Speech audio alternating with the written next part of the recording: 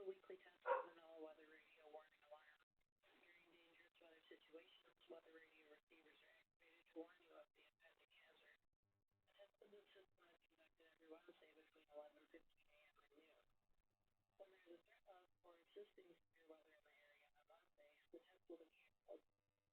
The warning alarm is activated for short-fused weather watches and warnings affecting Michigan's northern lower peninsula, the eastern upper peninsula, and the adjacent coastal waters of the Great Lakes, including Whitefish Bay, Saginaw Bay, and the St. Mary's River system. This concludes the weekly test of the NOAA Weather Radio warning alarm.